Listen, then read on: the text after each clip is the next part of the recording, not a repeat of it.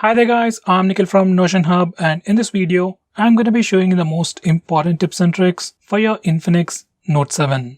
By the way, I'll also be making a dedicated video for the best features where I'll be showing you all the features offered by this phone. So definitely check out that video as well.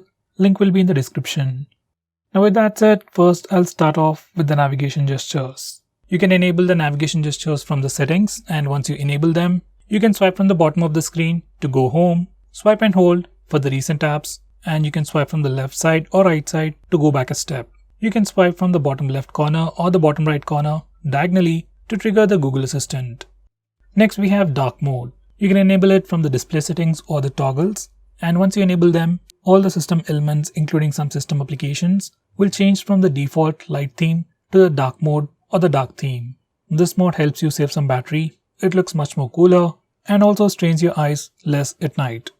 Next, I'm going to show you how to use split screen mode. For that, first go to the recent apps page. Now tap on the split screen option above the app window. Then your phone will open that application in the top window, and you can select the secondary application from the recent apps, or else you can go to the home screen and then select the secondary application from there. Next, I'm going to show you how to take screenshots on this phone using the buttons. So to take screenshots, just press the volume down and power button both at the same time to take a screenshot. This is a pretty quick shortcut that works on all the Android phones. Next, I'm going to show you how to take a screenshot with the 3-finger screenshot gesture. This feature is enabled by default, but for some reason if it doesn't work, you can always enable it from the settings. Once you enable this feature, you can just swipe down using 3 fingers to take a screenshot. Here's a quick preview.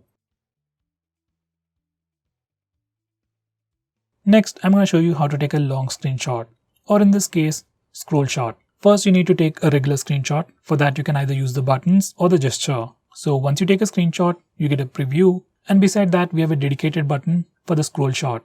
Just tap on it to get a scroll shot or a longer screenshot.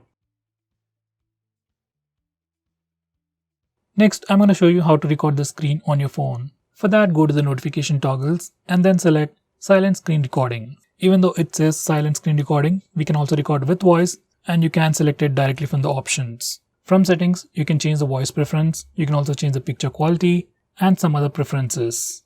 Next, I'm going to show you some important gestures. First, we have the double tap to wake feature.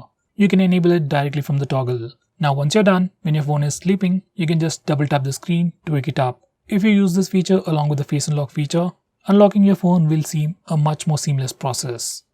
Next, we have flip to mute calls. Now once you enable this feature, whenever you get a call, you can just flip your phone to silent it. It's not a big feature, but a pretty handy one.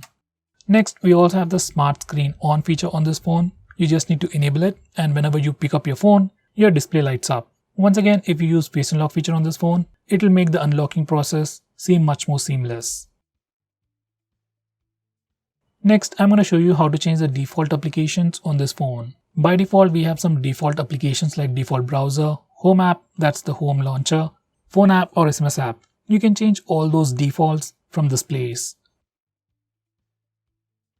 Next, I'm going to show you how to display the network speed on the status bar. So to display the network speed, you just need to enable this toggle and you'll get the network speed usage on the status bar. In the same way, if you want to display the battery percentage, once again enable this particular toggle to display the battery percentage on the status bar. Going on next, we have a dedicated WhatsApp mode on this phone, which is pretty unique for the Infinix phones. Once you enable this mode, all the applications on your phone except for WhatsApp will not have access for your mobile data. So once you enable this mode, you will just get notifications whenever you get a message on WhatsApp. You won't get any annoying notifications or pop-ups from apps like say Facebook or Instagram. Those applications won't have any access to mobile data.